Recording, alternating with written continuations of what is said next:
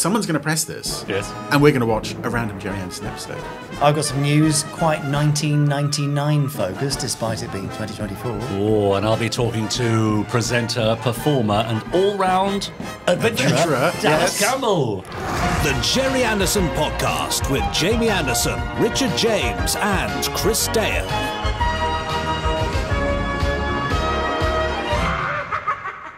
Chris, Richard. 3 times 2 equals... 326. Maths geniuses here on the Gerry Anderson Podcast. 3 times 2 equals... 6. 3, 2, 6. It's pod 326. Right. That's what I'm driving I at. got there, but a bit but quicker you and sort of... by a strange route. I'm still not there. No. Anyway. But we know you're here because I can see you and hear you. Is that right? No, I can't. I can't even see you. You can see us. He can see you. He's standing behind you right now. It's the Gerry Anderson Podcast. That's what I'm trying to say. We're here for over an hour, talking all things Gerry Anderson, hearing from our wonderful podsterons. In the meantime, shall we think about things that are going to happen and call it the Gerry Anderson News? Yes, I'm particularly concerned about the moon blowing out of Earth's orbit. Duck!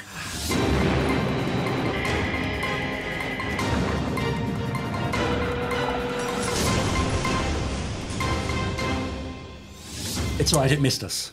Phew! Yeah, we're okay. We're safe. Well, this is the Gerry Anderson Newsy News. Yes, newsy news, yes. And, Special Breakaway Week edition, isn't it? yes, Breakaway Week edition. Wow. The anniversary. Chris, for those who don't know, what is Breakaway Day? Wow. September 13th, 1999. Where were you when the moon was blown out of Earth's orbit by a big old nuclear explosion and went off into space? Yeah. Is that moon you see every night? It's not real. It's fake. Is it? Yeah. Fake moon. Yeah. Hashtag. Hashtag fake Hashtag moon. fake moon. Right. Yes. And every year on September 13th, and also in the days building up to it, we celebrate all things Space 1999. Quite right too. Great. And to celebrate all things Space 1999, Yes. there is a convention happening this weekend Oh, yeah. in London, England. Oh. That's where we are. Just by Heathrow. Oh. Very close to where we are now. At the Renaissance Hotel Right. from the 13th to the 15th. It's the Space 1999 50th anniversary convention. Now, it's not the 50th anniversary of transmission, but I suppose this year is the 50th anniversary of production starting, much like our friends in Slough celebrated a couple of weeks ago with Thunderbirds. So that's the idea. It's starting the sort of kick-off of the 50th anniversary year. All sorts of guests, including our lovely friends Nick Tate and Chris Hancock. Gosh. Catherine Shell. Shell, all these people who've Everybody. either been on the podcast or been interviewed and should come on the podcast. Yeah. Anyway, Yeah.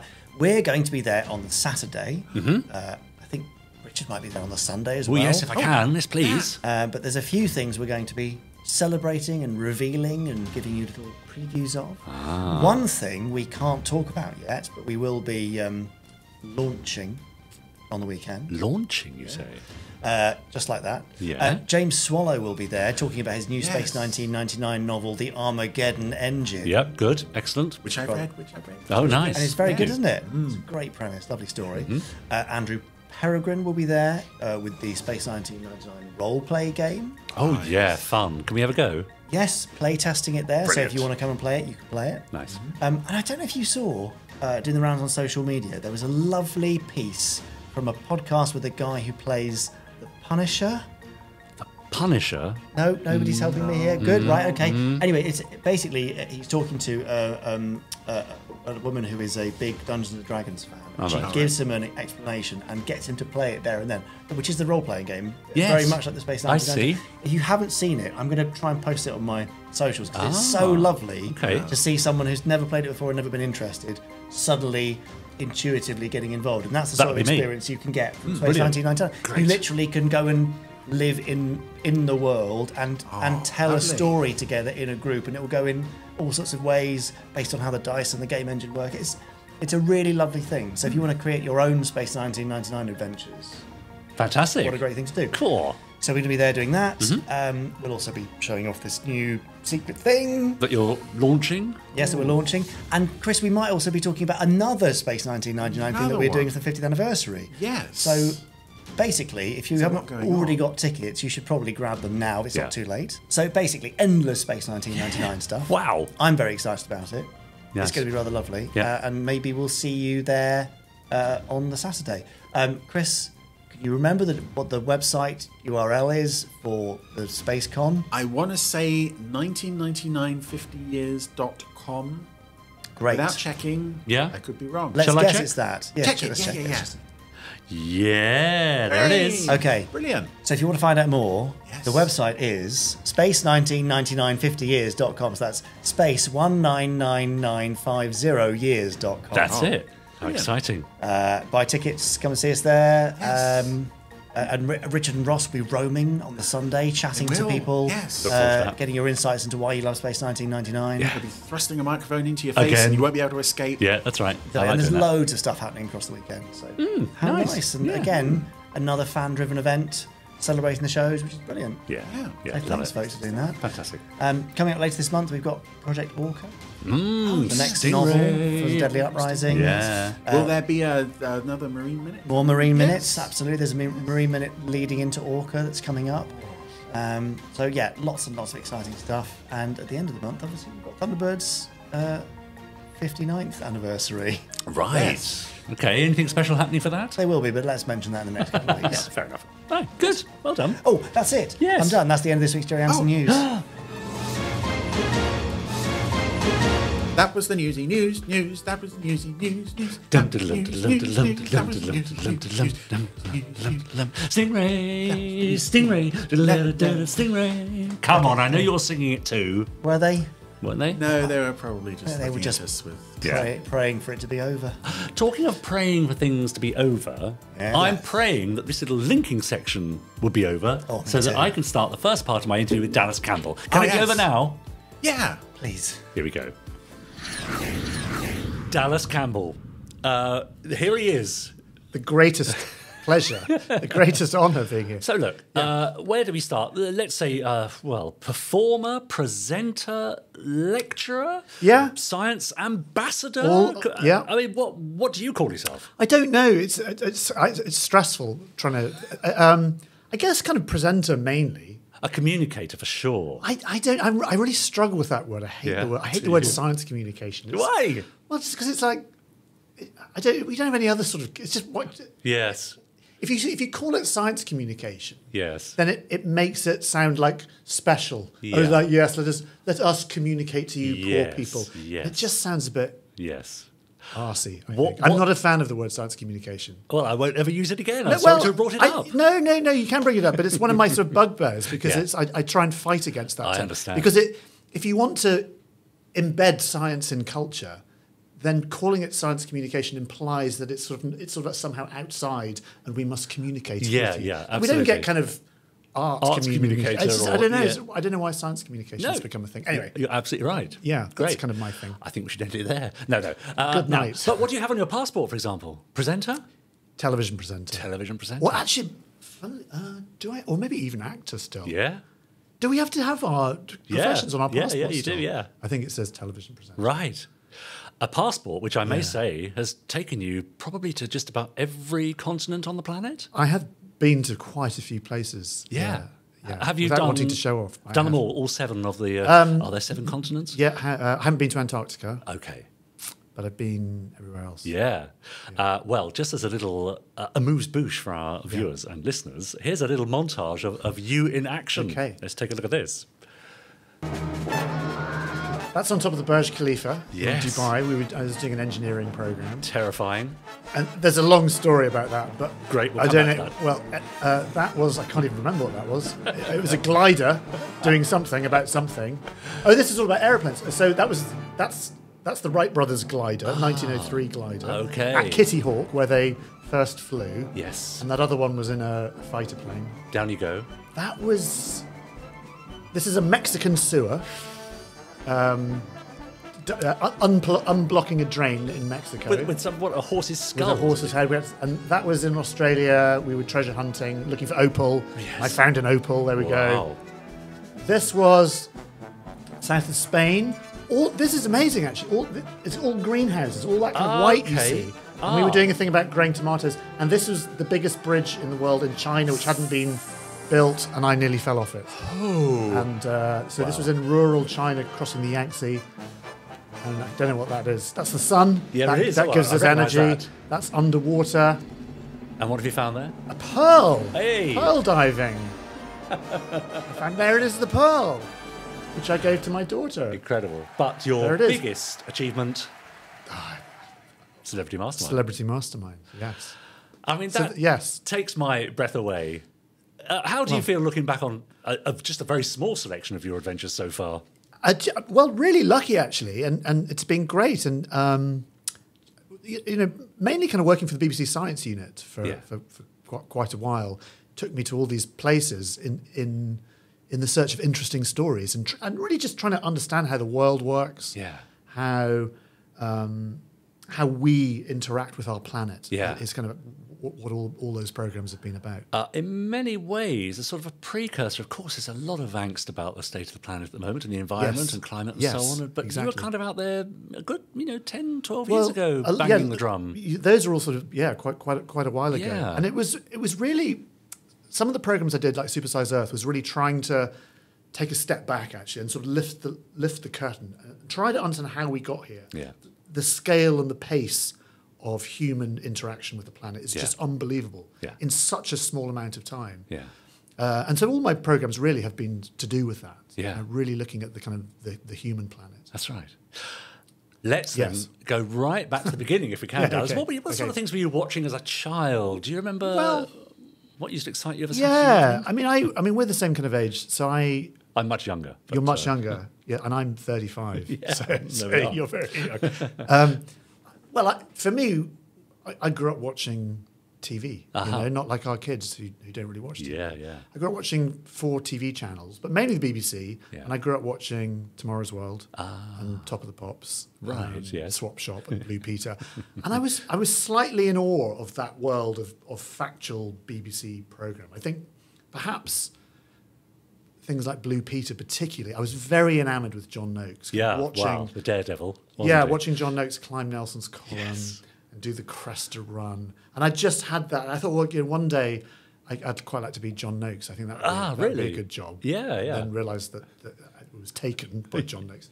But it took me kind of a while to get there. I thought, I'm going to be an actor for a while. And I probably wasn't very good at that. And then I went into television presenting, and I found that a lot more me, actually. Yes. And then tried to become John Noakes. Yes. Kind of succeeded a little bit. So, but you kind of took the long way round in a way, didn't you? Yeah, so pretty much. We know you then primarily as a presenter, but as you mentioned there, you had something of an acting career. Yeah. Was that a bit of a side step? Or was it your intention to stay on that track, or were you always thinking about presenting? It's a good question, actually. I think in the back of my mind, I always had that presenting thing. I thought I'd be better looking down the camera than not looking down the camera. Try to not look down the lens. Yeah, exactly. Yes. But I had actors in my family, and I thought, that looks like a bit of a caper. That looks quite fun. Yeah. And actually, my great uncle, who's no longer with us, long since no longer with us, was in the third Indiana Jones film. Wow. He played the old knight, chose wisely. Yes, fantastic. And I went down and hung out. Incredible. And spent time with him. And through him, actually, I got really into acting. He was a kind of old Shakespearean actor, but I really was sort of quite enamoured by, not even the acting, but the kind of the circus comes to town. Trucks and cameras and lights and being on set. And I thought, this is great. This is fantastic. Yeah. And sort of movie stars and that sort of thing. So I went to university and studied drama. I thought, I'll go and do that. And also I'm not a scientist, by the way. Yeah. This is even though I present science programs, I present science programs because I love science. Well, but in the same way, I love music, but I'm also not a pianist. Right. So I was never going to go and be a scientist. So I studied drama and then left university where I studied drama and then went straight into a TV show. Called Spender with Jimmy Nail Lake. Oh, yeah, remember it well. Castle. Yeah. So I did that. And then You've just offended half of our viewers, by the way, with that terrible accent. Sorry. But it's okay. So I did that and then moved to London. I thought, right, I'm going to be a movie star because I'm doing TV shows with Jimmy now. And then the phone never rang again. Right, yes. And so probably on account of your accent. Probably on the account of that. Yeah. I remember, I had to set fire to Jimmy Nail. I remember having to douse him in petrol. My God. And then set fire to him. That was my that was my acting debut. Wow. Yeah, it was Not good bad actually. going, yeah. It was quite exciting. So this was, when was this? Late 80s, early 90s, Yeah. about 1991 this was. And then, I came to London and then faffed about for a decade. As you do. Working in Pizza Hut and doing nonsense. Yeah. And then, and then life happens, stuff happens, Yeah. other opportunities come along. Yeah. And you go down that path rather than right. that path. I am still acting though, a little bit. Are you now? Well, not kind of. I get called up every so often. They said, will you be like a TV presenter? Oh, God, in our drama. Yes. Well, yes. I did it a few years ago. I did an episode of Tracy Beaker playing myself. Yeah. And then I did Right. a bit in The Crown, playing a TV presenter. Right. How weird. And I just did another thing called Slow Horses. Have you come Oh, across yeah. Playing a TV presenter. So Great. Hardly a stretch then, really. it's not really No, that much no, of a stretch. no, no. Anyway, so that's quite fun. Yeah. So you mentioned a few things you used to watch growing up there, Top of the Pops and Tomorrow's World and so on. Nary a mention of any Gerry Anderson shows. Sorry. But, Well, I was thinking about this actually, and just coming in and seeing your picture. Yeah. I used to love Space 1999. There we go. And I had no idea that it was Gerry Anderson until about 4 minutes ago. Aha. Interesting, isn't it? And I have a very, very early memory, particularly of Martin Landau, Yeah. who was terrific. Yeah. And seeing Martin Landau, just his face was sort of imprinted in my brain, as was that spaceship, which That's I right, used to the eagle, the eagle, which I used to draw. And my friend Johnny Matthews had a die-cast ship. Classic. And I remember he got really cross because I put plasticine in it. Oh, Dallas, you don't do that. No. Wow. His mum trying to get it out. Yeah. So that was my first Gerry Anderson. Well, of course, and you wouldn't really put two and two together from Thunderbirds to Space 1999 under the same umbrella because, of course, one was live action and one was the puppets. And which one was first? Which was earlier? Thunderbirds was 60s. Yes, okay. Space 1999, 70s. Yeah, That's okay. right. Yeah. But also UFO, you may remember. There's another Gerry Anderson live action. Yeah, but I remember going back to sort of early television. So I would watch, and you would watch probably. You'd come home from school. There'd be play school. At like 4 o'clock. Yeah. And then it would be something like Captain Pugwash. That's it. Then it would be Blue Peter, and then a bit of John Craven's News Round. I don't remember Thunderbirds in that. I think we had to turn over to BBC Two. Sometime possibly. in the 1980s, perhaps. They had a whole because I do remember watching Thunderbirds. Yes. But I can't remember where it kind of fit into sort of the children's television world. Now, it's very interesting because we are, as you've admitted, of a similar age. And actually, I think my experience is similar to yours in that I didn't grow up watching these shows. Thunderbirds, Stingray, all the old puppet stuff. Yeah. But I do remember Space 1999. Yes, exactly. It really did, make a mark on me. Maybe it was like a Saturday morning. It must have been, mustn't it? Yeah. Because I remember, Swap Shop was a really big deal for me. Like, Swap Shop was massive. Yeah. And they would have things like Valley of the Dinosaurs would be on that. Right, I just remember, did they have any Gerry Andersons? I can't remember. So it's there. Yeah. Thunderbirds there particularly. Yeah. Space 1999 and Martin Landau definitely. Yeah. And then beyond that, it's a kind of warm, fuzzy, kind of slightly opaque. Well, we're going to put memories. that to the test. Yes. Right now, Dallas. Because we're going to play a very silly game called Super Identification. Okay. I'm going to play you some very brief clips of the opening titles of every one of Gerry's 18 TV series. Okay, they're very quick, so you've got to watch out. What do I do? Do I shout out? When you see one you know, shout out. Ready? Yeah. Okay, here we go. Well, this is 1957. Oh my God! The Adventures of Ivor the Engine, not Ivor the Engine at all. Number 2. I mean, I doubt you'll know any of these early ones. Oh my God! I don't know any of these. I know. It's I'm really sorry. That's okay. You're letting no one down. Stingray. Okay, hold that thought. It's not Stingray. Yeah, but hold that thought. Oh, look at that beautiful moon. Reminds me of Chesley Bonestell. Well, this must be Stingray. That is Stingray. Stingray's underwater. So okay, that's it. You'll know this one for sure. Thunderbirds. There we go. Okay, that's. Yeah, you're right. See? That's the one I know. You might even know this one. No. Any of these hiding in your memory anywhere? I'm so sorry. No, please don't apologise. I love Stanley Unwin. I know Stanley Unwin. Now we're into the live action series now, so after this one you might. Space 1999. There you go. There you go. I'm going to get 2, aren't I? Well, you've already got 3. Have I? Emergency. Who knew that he had so many of these? Extraordinary, isn't it? We're into the 2000s now, so we're almost at the end. Space Precinct. Well, I mean, that was previous, but was it? I mean, I'll give you that. That's the new Captain Scarlet. Captain Scarlet, that was the one I was thinking of. Damn it, Captain Scarlet. Dallas, I have heard of Captain Scarlet. I think you mentioned Space Precinct a little out of time. Did I? But they all did. They were too quick. I know. They're that's very the point. quick. Okay. No apologies. I know. Everyone who's sat in that chair has been put through the same thing. Okay, fair enough. Okay, yes. so we're not going to make any special. How many do I get? 2, 3. You actually got 3. Okay. I mean, I'm not going to give you Space Precinct because you said that way after. Okay. All right. And I'm playing harsh. 3. Nice. There you are. Okay, terrific. You will go. Oh my God, you will go somewhere down this end. Okay. Yeah, this is the second time we've had to replace all these because we've had a lot of guests who, some of whom have done very well, some not so well. So don't be ashamed of that. Okay. Now, the reason I thought it might be great fun to have you along, Dallas, is firstly because we go back quite a way, and I thought it'd be nice to see you. Yeah. But secondly, you are kind of a living embodiment of one of the Tracy brothers. Which one? The international rescue from Thunderbirds. Oh, okay. Who travel the world in extraordinary craft, diving down to the depths of the ocean and burrowing down through holes in the ground and climbing buildings. And, well, there you are. That's you, isn't it? Doing stuff. Yeah. Have you got... this is one of those impossible questions. Have you got a standout moment? The one thing that flashes up in your mind that sort of epitomises everything you've done over the last few years? I don't... oh, crikey. It's difficult, really.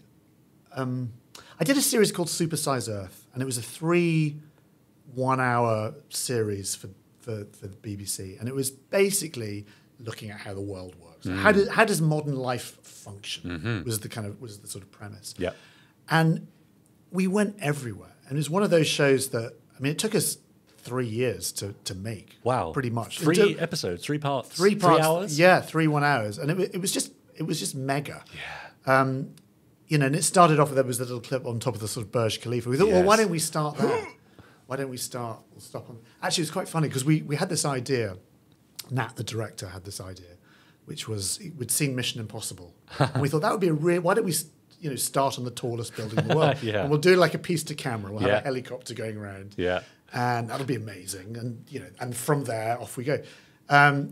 This is why it took 3 years, because... the BBC legal department said, no, you can't go up to the top of the Burj Khalifa. Right, health and safety. And all that. So you can go halfway up or 2/3 of the way up. There was a kind of viewing gallery 2/3 of the way up. And we were like, this isn't going to work. And anyway, this is why it took 3 years. Months went by. Yeah, I see. Nat, I remember trying to talk them round. And we were like, well, how are we going to, because we'd look rubbish if we go 2/3 of the way up. Yeah. And Nat, without telling anyone, flew to Dubai. He got a meeting somehow with the Crown Prince of Dubai. Yes. I forget what his name is, Mr. Khalifa. Yes. And explained this series. He said, we want to talk about, the wonders of the man-made world, and what better place than your iconic building. And, we want it to be the kind of the crowning image of the series. And, he was sort of really big up and charmed. Yeah, lovely. And he slammed, the prince slammed his fists on the table and pointed at Nat. And said, you, sir, shall go wherever you want. and so Nat was back on the phone to the office saying, we can go to the very top, we can go to the very top. And the lawyer, no, you can only go to... So eventually, come on. So we just did it anyway. That building is so Gerry Anderson. I mean, really I cannot tell you the amount of Thunderbirds episodes that would have a building like that. Yeah. Normally, there's some jeopardy involved, so there would be, it would collapse or it would be in danger of collapse. I think he's pretty prescient, Gerry Anderson. Yeah. I mean, you look at where we're going now. You look at, things like Starship. The new Elon Musk book. It's straight out of Gerry Anderson. Yes. It's like class. I mean, it does look like. Yes, the eagle and what have you. That's right. Exactly. Yeah, it looks like the future. So. Yeah. People often email us in when there are world events unfolding, like the miners trapped in Chile, if you remember. Yes. And they had to send down a Plan B, I think it was called, and also the children trapped in the Thai cave all got out, thankfully. People say it's like a Gerry Anderson series. It's like an episode of Thunderbirds. It's international rescue. Well, it's drama. It's we're obsessed by drama, and very often the kind of the fact and fiction tends to kind of. That's right. News events and events generally and technology tends to kind of bleed into it. Yeah. And just the way we consume media, it's very drama oriented. There is something to be resolved. There is something that needs to happen. Yeah. And so we're kind of living in a kind of when Elon Musk talks about living in a matrix, he says maybe we're living in some kind of computer simulation. Maybe we're living in a in a Gerry Anderson series. Could be. No, I've done that. I have lived in you a have Gerry. done that. No, I've done that. But the extraordinary thing is, you're living in very occupying very similar space in a way. Gerry Anderson, imagining the future, and on your work on things like Bang Goes the Theory, and even the Gadget Show, you weren't just imagining the future, but sort of seeing it unfold in front of you. I mean, the Gadget Show was what was happening around pre-iPhone? Really, it was really interesting time, actually. Pre-iPhone and smartphones and so on, wasn't it just about, or was it around about that time? Exactly around about that time. In fact, we just did a reunion Gadget Show the other day, actually, and it because I joined in 2007, I think. Right. Which is when the iPhone came out. Right. And it kind of, in a way, that changed everything. The iPhone and smartphones and apps and social media, which was just starting. Yeah. Suddenly the landscape completely changed. Oh, yeah. I remember doing, when I was doing Bang Goes the Theory, which was a BBC kind of science magazine show, a bit like Tomorrow's World. I remember doing a piece about early AI with the guy who runs Google DeepMind, like before Google DeepMind exists, and I had to play Connect 4 with this, and of course it destroyed me. But this was in like 2009. And even then I'm like, holy crap! Can I say holy crap? This is. I remember at the time thinking, this is either just going to be a neat trick, and nothing will happen, and it'll be forgotten. A robot can beat me at Connect 4, or it'll completely change the world. Were you conscious in those moments that you were effectively Michael Rodd, marvelling at a new CD player? Or that's exactly it. So whenever I do any television, I channel Noakes, Rodd. I've got Noakes there and Rodd there. Yeah. So for younger viewers, Michael Rodd used to present Tomorrow's World with Raymond Baxter and Maggie Philbin, who I work with now, bizarrely. Yeah. And weirdly, Michael Rodd went to my school. Right. So I was aware of Michael Rodd as an alumni of my school, bizarrely. Yes. And William Willard as well. Do you remember William Willard? Oh, God, yes. Okay, I used to love William Willard, who was the Tomorrow's World. He was quite tall and quite sort of laissez-faire and rather charming. Yeah. And actually, when I first moved down to London, when I was an out-of-work actor working in Pizza Hut, a friend of mine rang me up and said, "Oh, do you want to earn 100 quid?" I'm like, I'm there. And I didn't even ask what it was. It could have been It could have been something terrible. But he said, "Oh, we need to clear out William Willard's office and throw some things into a skip. Can you help?" So I dutifully went to West London, and William Willard was moving out of his office, and we had to throw a load of crap, clear out this office, old furniture and stuff. And I remember finding a box of VHS tapes and old books on space. Yeah. All kinds of, which I still have. Yeah. And I remember there was a couple of VHS tapes, and they said, "Growing up in the universe." That was all. Didn't say anything else. I thought, I'll stick those in my bag. I nicked a whole load of stuff from William Willard's office. And then about 10 years later, I actually stuck them in a VHS player and watched them. And they were Richard Dawkins, actually, his Royal Institution Christmas lecture. Okay. And I remember being absolutely spellbound by that. I'd never really considered biology and science really as a thing, and thinking, this is terrific. It was a sort of young Richard Dawkins when he was sort of rather handsome and spoke very clearly and beautifully. So anyway, yes, all that kind of stuff percolating in the background. Yes, but that was really the spark, was it then? I think so, yeah. Interesting. And then I did a play in the mid-90s with Ken Campbell, who was a comedian, and you all know Ken Campbell, lunatic. And I did a play called The Warp. Lots of interesting people were in it. It was people like Diane Morgan was in it, and Alan Cox, and lots of great actors, lots of people that you'll know. Yeah. And Ken at the time was doing a Channel 4 science series called Reality on the Rocks, a kind of comedy science series, which was basically Ken trying to understand quantum mechanics. Right, great. And hijinks would ensue. So Ken would get, and he'd sort of gone off and interview Stephen Hawking. And anyway, I remember watching that, and I was working with Ken at the same time, so I was talking to Ken, and I was sort of helping him a bit with this. And I just thought it was the most brilliant idea. Get someone who's absolutely rubbish at science, Ken Campbell, right, and do a kind of finding out show rather than Professor X telling you stuff. Yeah. And so basically, I sort of nicked that as an idea. So, why don't I do that? Why don't I go on a sort of odyssey and try and understand things? Yeah. Dallas tries to understand things. Yeah. And so I wrote a program which I made in America, which was kind of my first foray into factual television. Yeah. Incredible. Yeah. You mentioned Pizza Hut there, which brings us rather neatly to your first it's in Anderson my DNA. memory, Yes. which you very kindly shared with me. So Yes. let's have a look at this.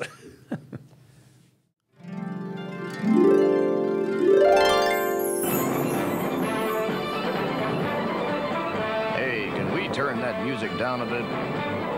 Oops, wrong button. What now? Now we Hit the hut. God, it actually makes my... oh, God. Proustian. Yeah, I've had some Proustian thing. Angst, yes. Yes, John? Hey, guys, you haven't forgotten about me, have you? Coming right up. For a Thunderbirds meal. Hit the hut.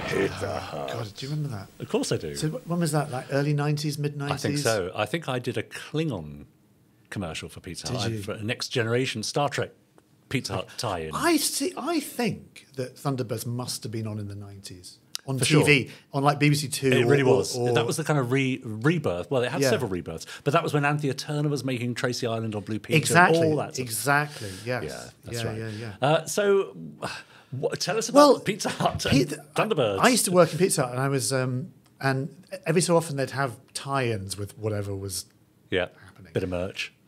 And they had Thunderbirds cups, drinks cups, with toppers. And on the top, there'd be all the different space I think we ships. can see one, actually. Have you? Yeah, let's take a look here. Let's have a look. And we were very excited by this. There it is, 14.90. They're quite a lot. On somewhere in my office, somewhere where I clear them, I'll hire some young intern. You will. That's right. Just and they'll find lots of these. Anyway, these are the Pizza Hut cups that we used to have to distribute. But we didn't distribute anything because we nicked them all because they were really good. Particularly that one. That was the kind of the best one. That's Thunderbird 2. Thunderbird 2. Yeah. And I remember we were threatened with instant sackings and dismissals if any more. I've got quite a lot of Pizza Hut stuff. Fantastic. Probably shouldn't say that. A lot of Thunderbird cups still somewhere. And other things. Yeah, right. Fair anyway, enough. so that was my first proper memory of Thunderbirds. And not my proper memory, because I remember it before Sure. But that was my first interaction with it. That was my visceral thing. That's right. Now, you'll recognise this, of course. In Space 1999, there's Martin Landau. Yeah, why was Martin Landau so ingrained in my childhood memory? As opposed to anyone else, any other actor. It's funny, isn't it? I mean, likewise, him and Barbara Bain, his real-life wife, played Helena Russell in the show as well. Okay. But yes, there is something about this show. To me, it looked like the future. It was all very sterile. The white walls and the... Yeah, and I think for us, because we were too young to see something like 2001. Yeah, that's right. And they're very simlar. If you look at how they... Yeah. The sort of mise en scene of 1999 and 2001. Yeah. And only 2 years apart. Yeah, you're quite. They do look very similar, but there was definitely something. Yeah. And also, when that was on, when we were kids, early 1970s, Apollo had just happened. So we may not have been in our consciousness because we were very little, but that's what humans did. Humans went to the moon. Yeah. That was normal for us when we were born. Yeah. Now it's like totally weird. And we don't go to the moon anymore. Yeah. But back then, and so yes, I was very enamoured with the whole. And how whole disappointed to actually get to the year 1999 and beyond, and we're not on the moon, and we're not exploring the far reaches of space. I remember at one point during an episode, I don't know how old I was, working out. Oh crikey! Okay, it's 1973 now, whatever it was. I worked out how old I was going to be in 1999. I'm thinking, oh my god, I'm still going to be alive probably because like my mum's. Yeah. I mean, I'll be really old in 1999, ancient. So there's a chance. Well, now we're probably just as far beyond 19. I won't do that to you. But in this box, we have some questions that our viewers and listeners have sent in. So if you want to dig in there and just take 3 or 4. And we'll answer them this week, and then we'll have a few more next week. I haven't looked at these. You did give me an opportunity. No. It's always better to go in cold. Right. Okay, shall I have a look? Yes. Let's see. Rich Goodborn. Hello, yes. Rich. Hi, Dallas. Big fan of the Zero X spacecraft in Thunderbirds. Oh, yes. And always felt its concept was something that should be made real. What technology from the worlds of Gerry Anderson would you like to see in the present world? So remind us what Zero X is. was a spacecraft from the first Thunderbirds film. Yep. And I think it's the first ship to go to Mars. Well, isn't it interesting that it's called Zero X? And given that when we think about spacecraft now, we think of SpaceX. Right. And going to Mars, we think about SpaceX. This is how we're going to do it. That's right. And I think during the Space 1999 time, I knew we'd been to the moon. Mars seemed the next logical step. Yeah. And I was always very disappointed, and still am disappointed, that Mars is still a long way away. Like, we are not going to be going to Mars anytime soon. Yeah. It's always had such an allure, though, isn't it, into science fiction writers and actually to scientists and space enthusiasts. Well, it's the nearest planet that we could feasibly get to. That looks a bit like Earth. In fact, it looks a lot like Earth. We knew it had water. In fact, we just found water on Mars this week, actually, deep down, like liquid water, which is exciting. So that possibility of life is always there, even if it's life now. It's possible. Yeah. Certainly, are there sort of fossil bacteria there? Yeah. So Mars has always been part of our consciousness as the next place on the horizon that we should go to. Rich, to answer your question, what technology from the world of Gerry Anderson would you like to see in this present world? Probably that. I mean, I think a ship to Mars. A ship to Mars, which is that was Elon Musk's entire raison d'etre, if you like. Sorry to bang on about Elon Musk. Yeah, you will have opinions about Elon Musk. Yeah. So we will park opinions aside about Elon Musk and Twitter and that. But actually, just as an engineer, when he left PayPal in whenever it was 1999, I think he left PayPal. He got ejected from PayPal with a big bonus, so he had a couple of $100 million payoff, and he could have just retired to Tracy Island or wherever.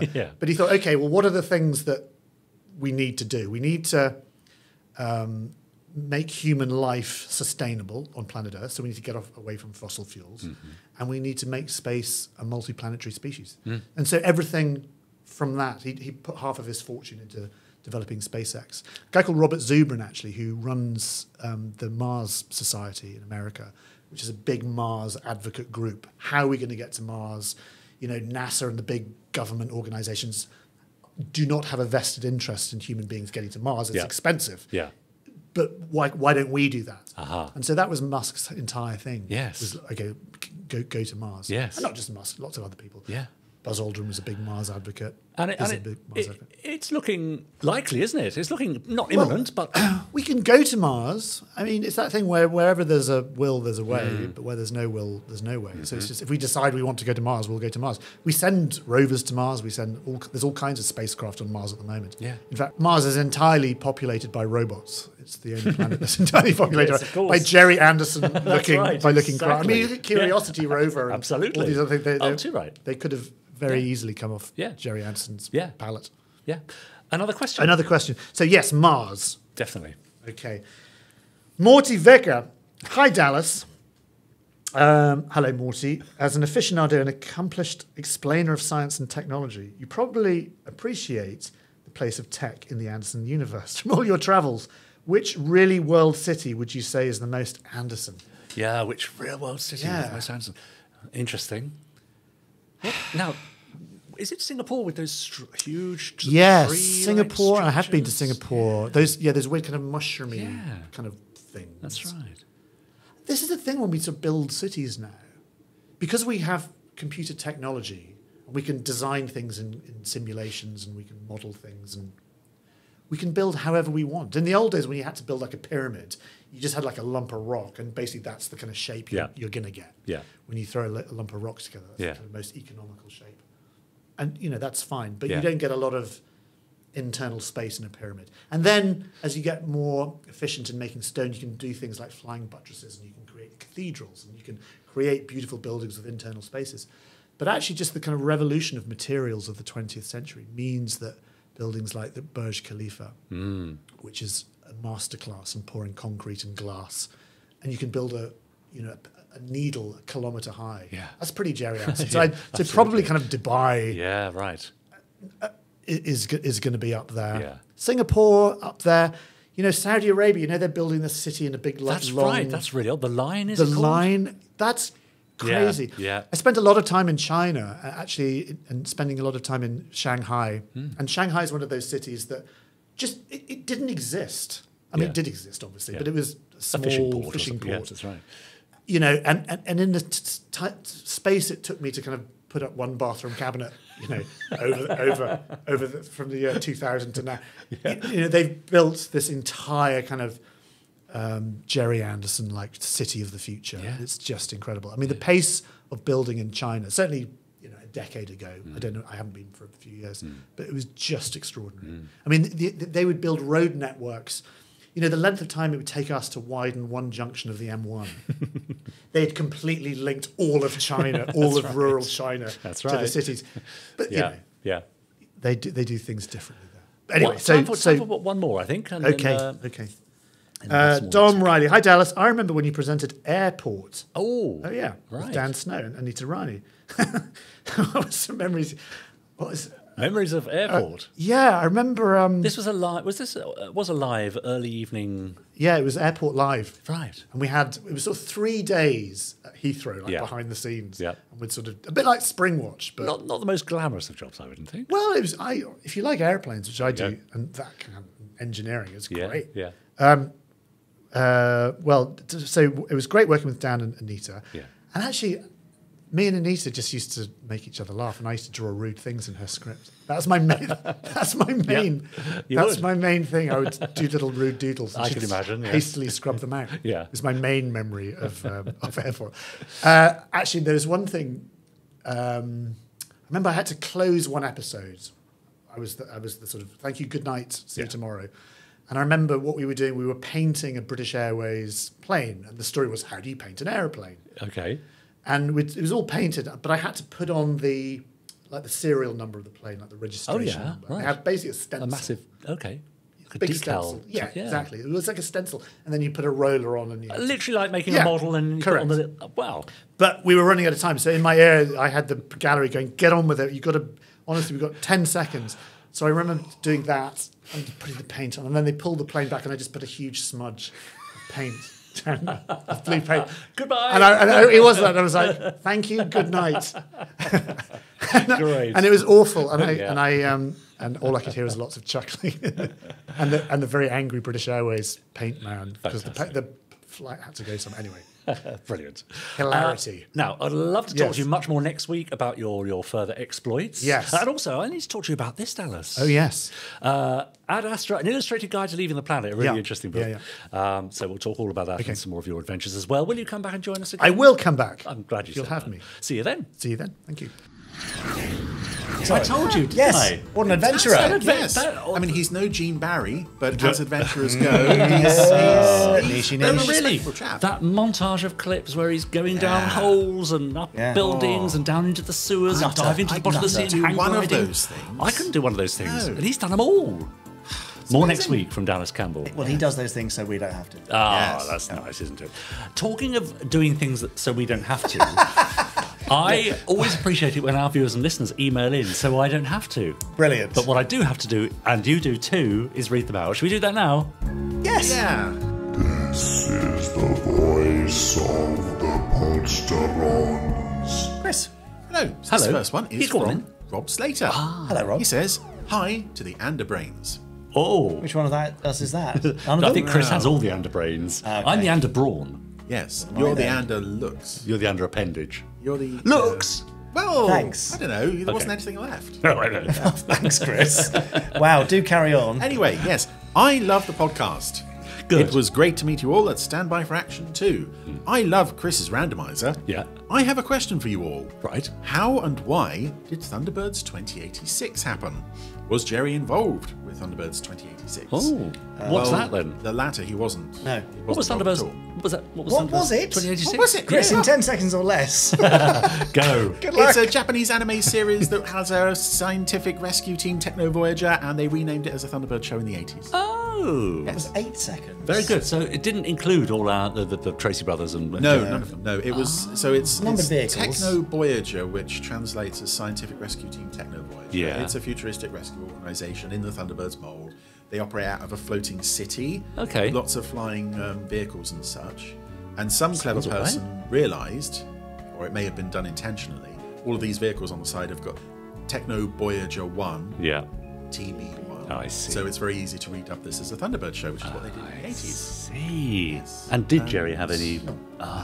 He must have been quite angry about that. I think he was probably quite irritated, yes. Yeah. Particularly as it was a time when he was trying to get the rights back to do Thunderbirds and nobody would let him. Yeah. Which a theme which persisted, sadly. There is also a lot of extra Barry Gray music added to it, though, and some Derek Wadsworth in there as well. So it's an interesting... It's Anderson-ish. Also ran, yes. I know people want to get it out on Blu-ray. We've investigated, it's very tricky. Oh. Nobody quite knows who owns what. It's very tricky. Okay. There you are. There's a fun one for you, Jamie. Okay. Jake writes, Hello. Oh, hello, Jake. In Pod 322, you asked us to send in emails about any Anderson-related Ah, dreams. you why asked. do I say these things? Yeah. So I'm happy to share this one from around a year ago. Oh, right. Wow. Do you remember your dreams from a year ago?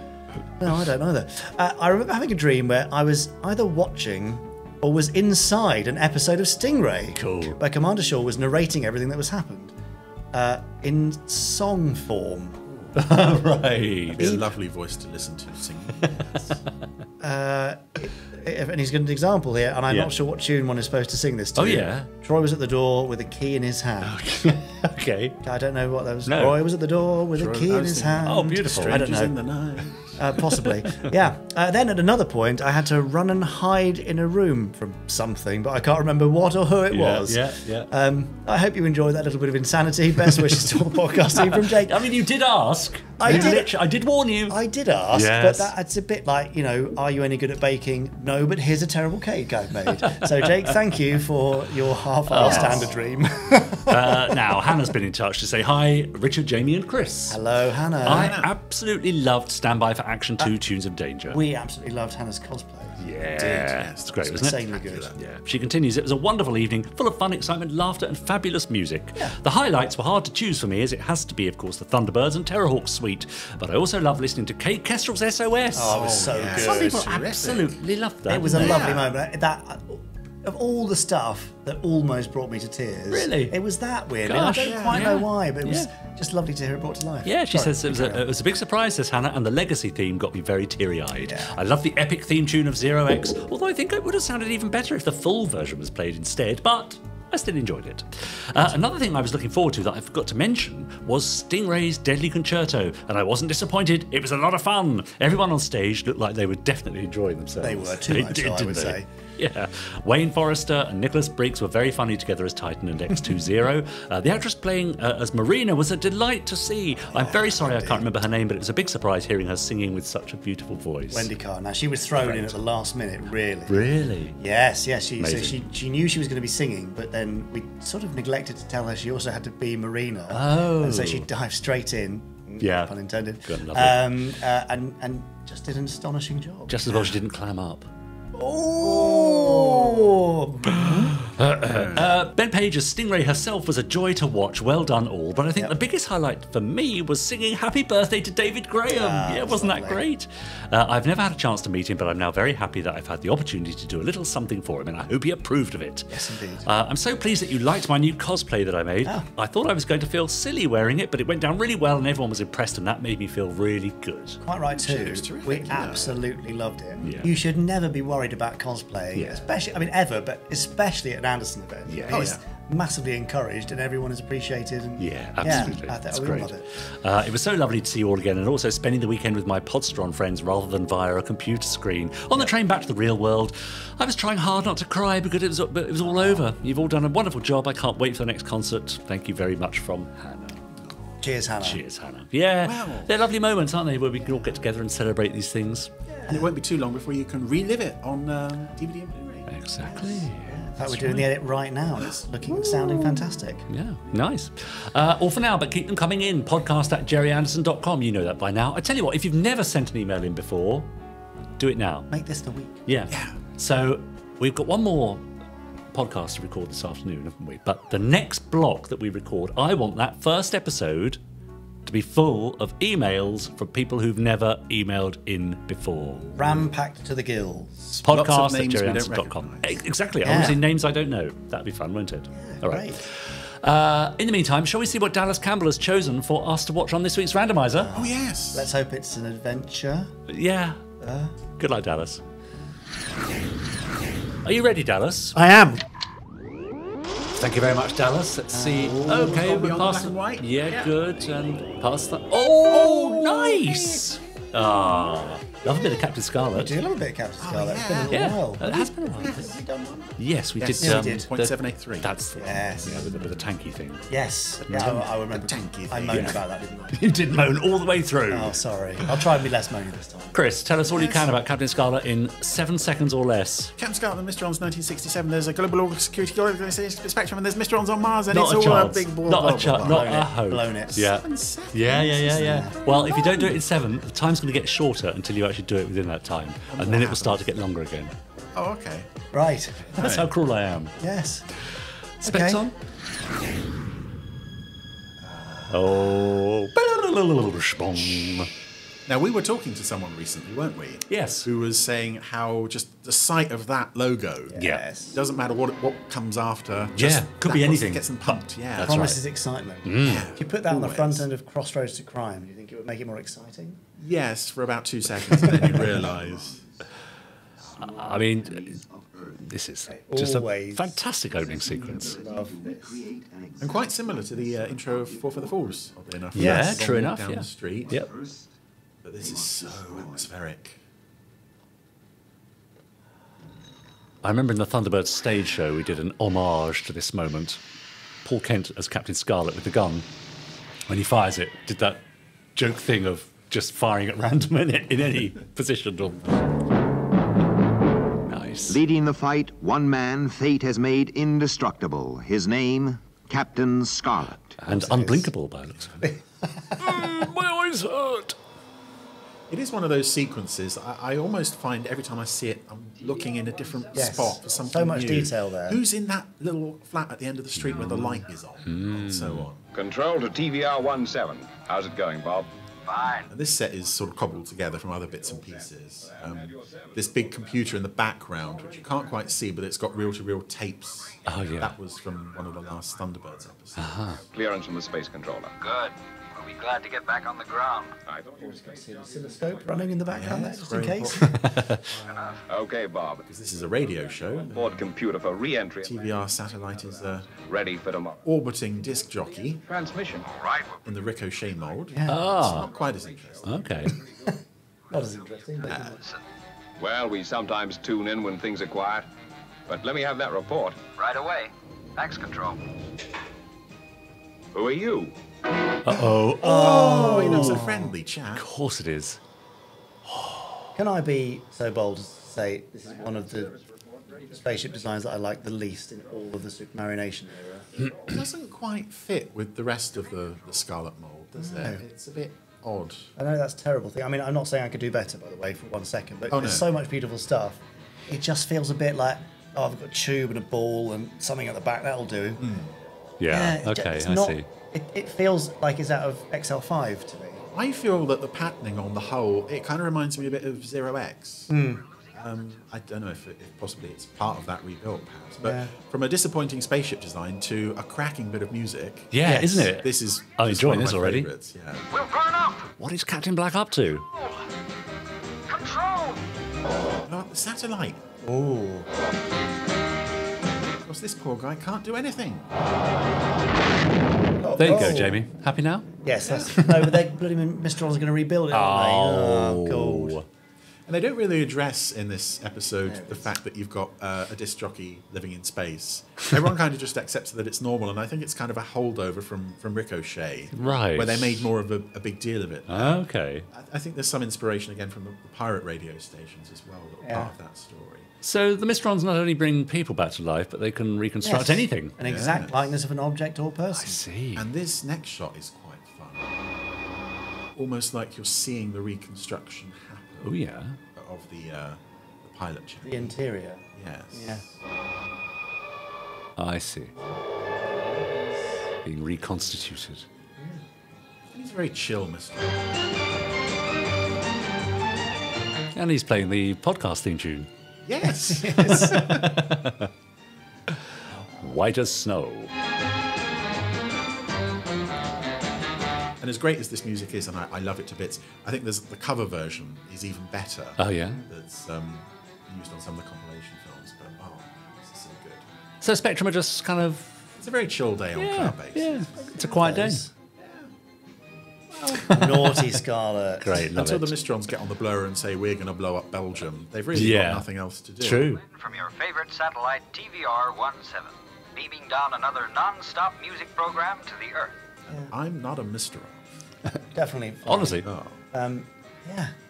That whole thing in the intro, though, of having this jaunty, jolly music against the dramatic Yes, thing. that's really effective, isn't it? Yeah. It's a kind of Tarantino-esque thing, Sure. really. Yeah. There's like a murder in Jackie Brown with this kind of music going on. Right. I wonder if it's a kind of early example of it. Yeah. Certainly in a kid's show. Yeah. What the... What the Colonel I love it. to do, Lieutenant? No, sir. I mean, well... Oh, and here comes one of the Colonel's great lines. Is the chair to your liking? What is this? No, please don't get up. Yes, sir. It's the next line. No, sir. That is... This is supposed to be an operational base, not a rest center. Yeah. Yes, had enough of those what rest is a rest centers. center? I don't know, but I want to go to one. Where's it coming from, anyway? A community... Also a nice bit of kind of off-screen puppetry there, where you see Scarlet in the chair and then you hear his footsteps as he jumps to his feet, but of course you don't see the puppet. That's right. Clever. Spectrum wavelengths. The abnormal reception must be due to some freak weather condition.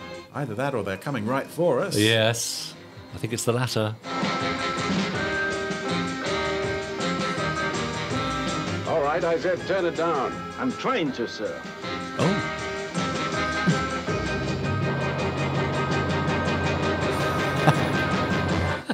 And here we have some fake eyebrows for Symphony. yes.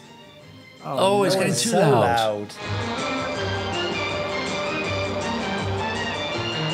Even Spectrum, technical gremlins. Well, there we are. Do something, man. The radar, sir. It's picked up something. You could just walk out. Lieutenant. Yes, there it is. Yes. Thank you, Colonel White. I wondered what that blinking light was.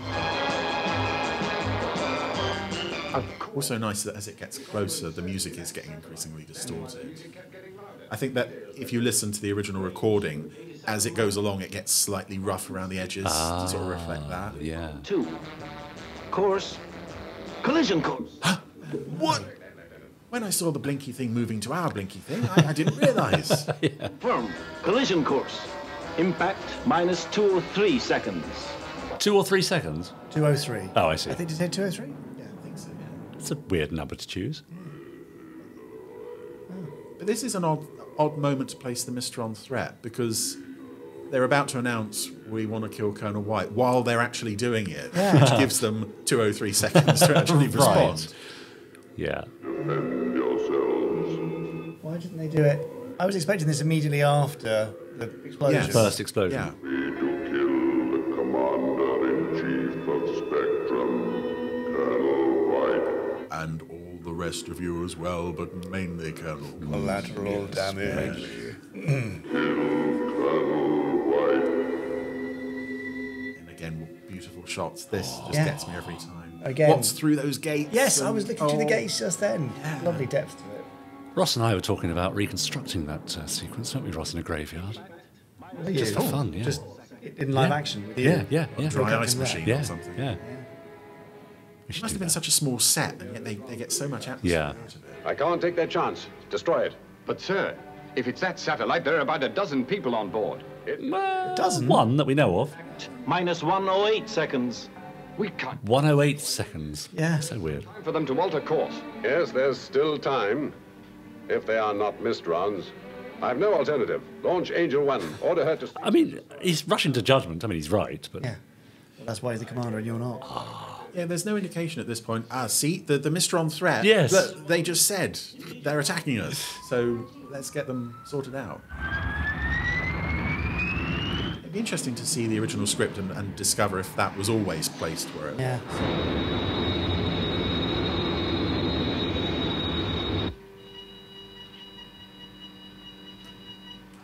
Oh no, another blinking light. That's fine. It's a good blinking light. It's not a bad blinking light. I can tell the It'd be a difference. different colour so we could tell. Yeah. This is nice as well as simply goes higher, the background gets increasingly dark. Yeah. XL5 trick. Yes. Yeah. And 0x as well. Yeah.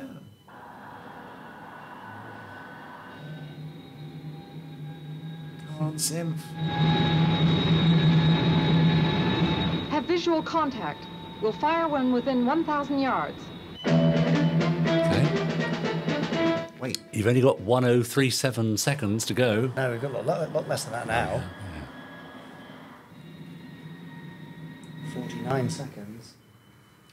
Are either of you familiar with the Scottish falsetto sock puppet theatre? No.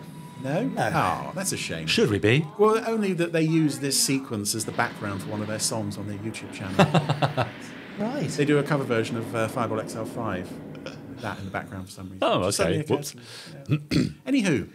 Great. Back on track. Yes. TVR satellite. Total destruct. Repeat. Gone. Total destruct. Okay, that was easy. A bit of a... If you'll excuse me. Roll in credits. Why didn't they just take the original one and fly it to Cloudbase? It would have put them under more pressure rather than reconstituting it and then... I don't think the Colonel would have fooled around. I think he would have just gone out and killed them anyway. That's Yeah, fine. but it would have created a bit more emotional weight. Drama.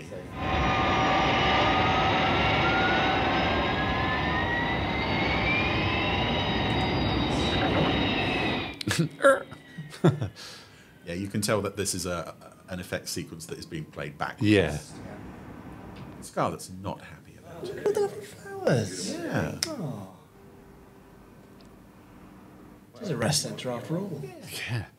I'm sorry, I was miles away. His hat's a bit of a jaunty sort of angle, isn't it? Colonel White to all members of Spectrum. We have heard the latest Mistron threat. We're not sure at what point in the story we heard the threat. Their next victim. Not the Colonel. And Symphony didn't know at all. Where or even how the attack will come. But It just came. Well, one of them. Yes. Mistrons have powers we cannot hope to understand. Intangible powers, beyond human experience. If I remain here on Cloudbase, any attack against me could involve other members of Spectrum. Even Cloudbase itself could be destroyed. I have decided, therefore, to leave for a secret destination. Oh, all right. Bye then. Yeah. Spectrum will carry on as usual. That is all. Captain Blue, Captain Scarlet. Report. Just fancied a holiday. Yes. I'm going to use this as an excuse. His word is our command. Are you still sore about it? Mopey Scarlet. Sore? It was cold-blooded murder. You don't know that. I kind of like that they're going for a bit of conflict here.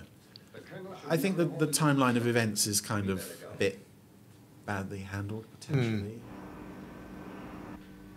Reporting as ordered, sir. At ease, gentlemen. I'll come straight to the point. Captain Scarlet, I'd like you to take command of Cloudbase in my absence. Is that an order, sir? No, Captain. A request. Then I'm afraid I must refuse. I see. How about you, Captain Blue? I would consider it an honor, Colonel. Yeah, I'll do it. Captain, you weren't my first choice, but you will do. Base has an operational unit 24 hours a day. I will leave immediately. And remember... This is a bit like a live-action show where the lead actor needed a 2-week holiday, and so they wrote it into the story. Contractual requirement. We're going to have to let him go. That's right. Bye. Oh. This is a bit weird, isn't it? Don't worry, he usually does. Not always. I don't think he is going on holiday. We had a report. That satellite was a Mr. booby trap. Are you sure? Yes. They found the wreckage of the original TVR-17. It was destroyed 3 hours before the reconstructed satellite attacked Cloudbase. And the timeline gets increasingly confused. Yes. I can't make that work with what you see on screen. Yeah. No.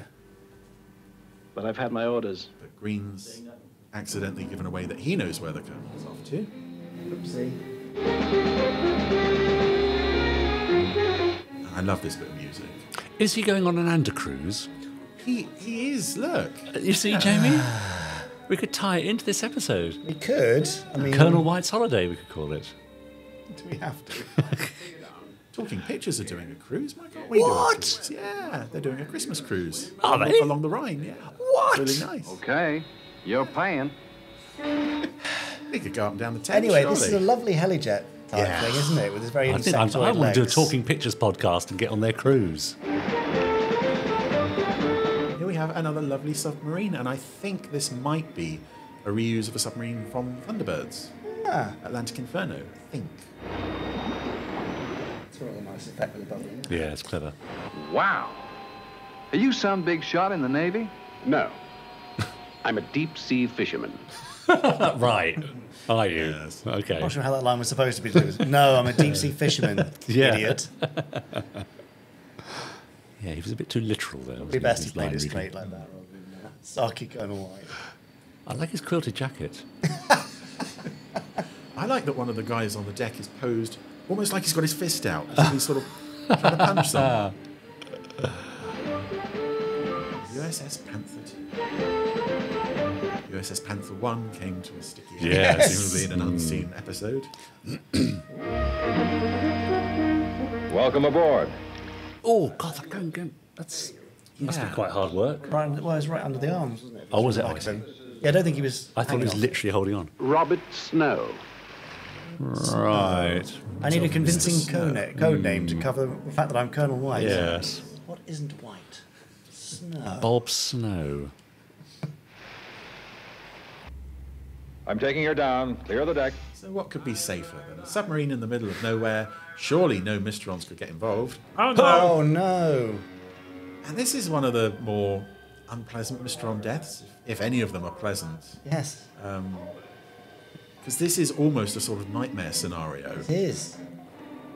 Already making me feel a bit. So it's going to dive. Yes. And he's going to drown. And none of his friends can hear him. Oh.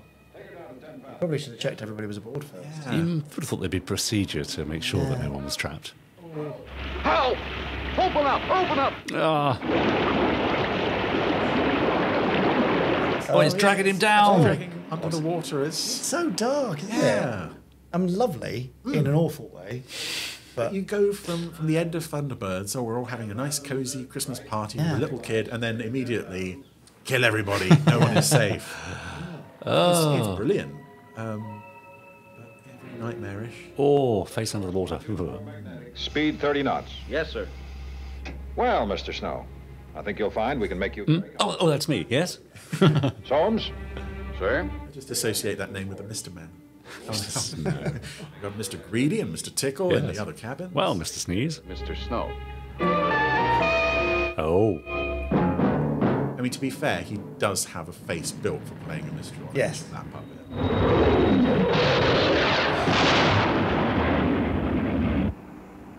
And here we see Captain Blue's Reign of Terror. I see, of course. Not again. Yes, again, Lieutenant. SIG, Captain.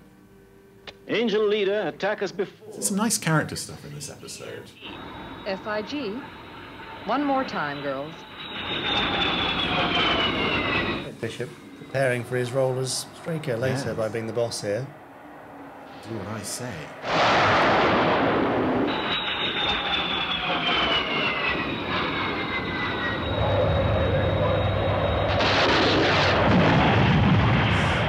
Make it a clean sweep.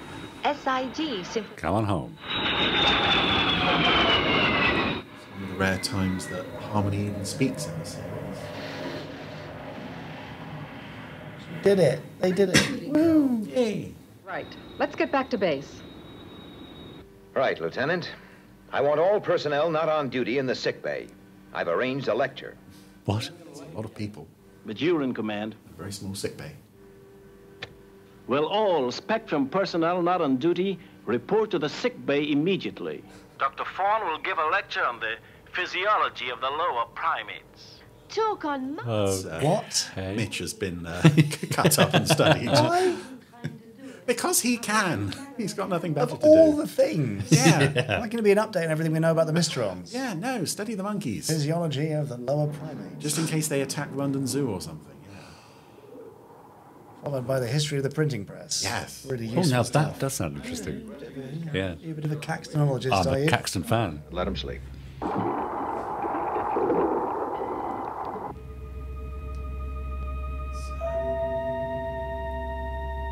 The music suggests something bad. Yeah. Mysteronness. Yeah. Yes, look at it. There he is.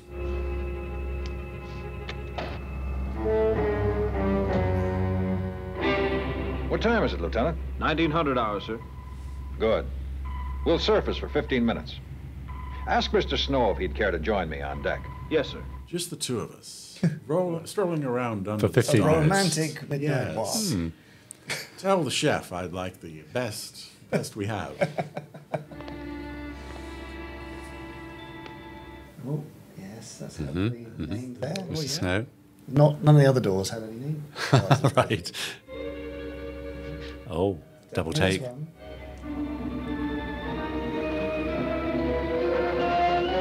Okay. The door's not locked.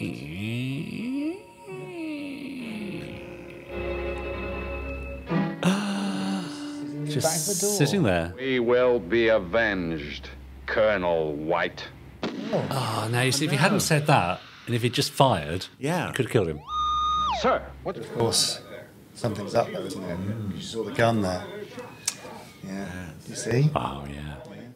I see. And again, making, I guess, good use of limited set size and a lot of dry. Well, I was going to say dry ice, but it's probably some poisonous. It's probably cigarette smoke. Probably black rubber dust on fire or something. Yeah. It doesn't look like dry ice, does it? Come on, hurry it up. As fast as you can. I always love these effects on any sci-fi show this era, the cutting through, stuff, and all the different ways they did it. Yeah, there's a lot of it in Thunderbirds. Yeah. Isn't there? It's very pleasing. They're coming to get me. They'll be here in about half an hour. I love the little eye protection as well. Yeah. Very sensible.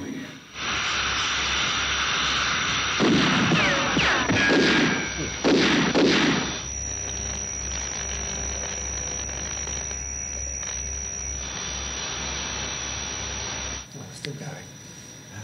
He's made good time. Oh, a fantastic emergency procedure, though, isn't it? With the door open. Oh, no. Oh. Oh, dear. You got him. Oh, no. One last shot. That's it. That's perfect. There's a human hand there, bottom right of the frame. Oh, yes. Yeah. Well, it's a bit of a mess. Yeah. What a mess. I just can't understand it. I want this whole ship searched with a fine-tooth comb. Mr. Snow must be found. What's that? I think we found him. Oh, I see. Oh, he's in his PJs as well. I knew it. I just knew it. I'll have your commission for this, Scarlet. You know this man, Colonel? It's all right, Captain. I think the rest of the crew can now know my true identity. Oh. I don't think anyone believed it was Mr. It's Snow okay, we know. Yeah. The Mysterons probably won't bother again. Cloud base. Colonel, you don't understand. When I'm finished with him, he'll wish he'd never been born. Sir, I don't think you appreciate that the man is dead.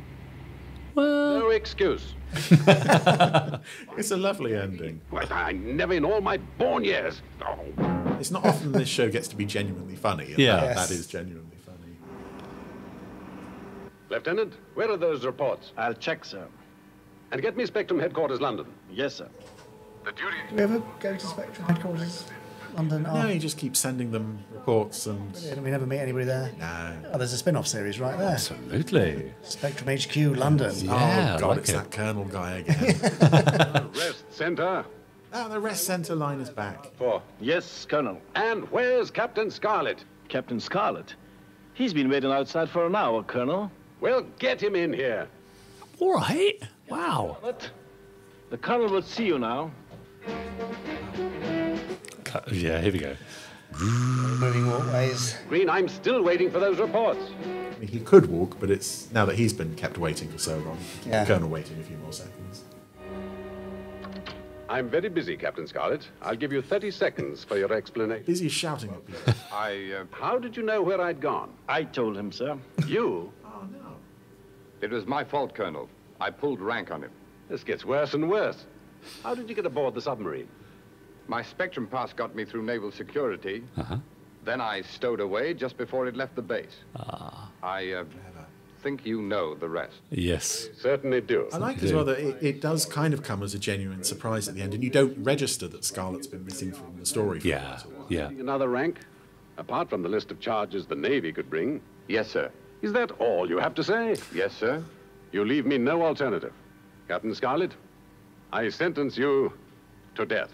Oh. I understand, sir. However, as you are indestructible, there'd be little point in standing you up before a firing squad. Dismiss. What? It's so weird. What? The Colonel's playing a mischievous little prank. He's trying to be funny? Yes. I sentence you to death. Look at his little face. Smirky face. Yeah. Wow. And then immediately afterwards, Scarlet's on the phone to HR. Listen. Yeah, absolutely. He's not well. No. Oh. Wow. Okay. It's kind of fun, but so weird. It's really odd. Yeah, I like it for the fact that it's weird. And, yeah. I mean, as ever, the visuals are great, of course. It looks brilliant, and the model works fantastic. So much lovely stuff in there. Lots to enjoy. I found the plot a little odd. I find the plot is quite slight with this one, but I think the character stuff makes up for it. Yeah. And the music as well. Yeah. So yeah, it's never been one of my absolute favourites, but I would say a strong 3 from me. Yeah, I'm going to go 2.5. I'm going to go right down the middle. Oh, I'm a 3 as well. I quite enjoyed it. Yeah, there's lots to like in it, but it's so the weirdness of that opening and it being so disconnected. Yeah, the timeline is very weird. I've never quite been able to make sense of that. Yeah. Just if it was all threaded together a bit better, that could easily have been a 4 for me. Oh, sure. Yes, that's right. And the sentencing to death at the end, it's like, it's very odd. You just know the Colonel was sat there for hours afterwards chuckling to himself about that. So, Yeah. Yeah. But what can you do? Well, that's life when you're indestructible. Yeah. And when you work for a Spectrum. Yeah. And Colonel White, a boss like Colonel Weiss. How lovely to have Captain Scarlet back on the Randomiser. Wasn't it? What do you think, Podsterons? There he is. Yeah, well done, Paul. How would you rate White as Snow, our episode of Captain Scarlet? So you were at a 3, I think, is that right? So a 3. 3, so we were at 6, and I was at 2.5, 8.5 out of 15. So over halfway. Yeah. That's all right, isn't it? Yeah. Join us next week. There'll be something else on the Randomiser, of course. I don't know what it is. Yes. Oh, no. It's random. We'll also have the second part of my interview with Dallas Campbell. And we'll be hearing from our Podsterons, and we'll have, of course, some more Gerry Anderson news. Yes. Probably. But in the meantime, Jamie, I sentence you to death. Not really. Oh. Bye. 5, 4, 3, 2, 1. Let's get started.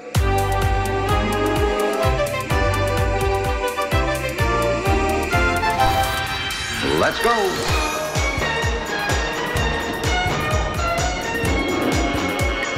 Spectrum is green.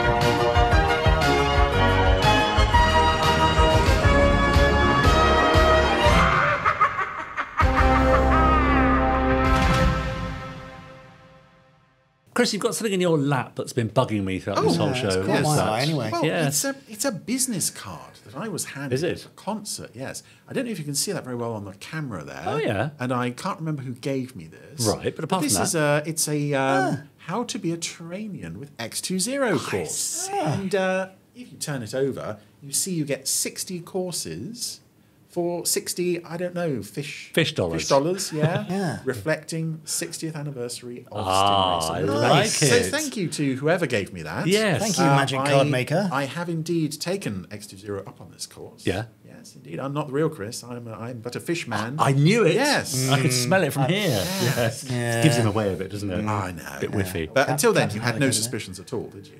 No, it was just literally the smell. Just the smell. Yeah. Yes. And the water on the floor. Oh, yeah. And the scales poking out under his sleeve. That discarded turbot. Yes. 60 fish dollars down the drain.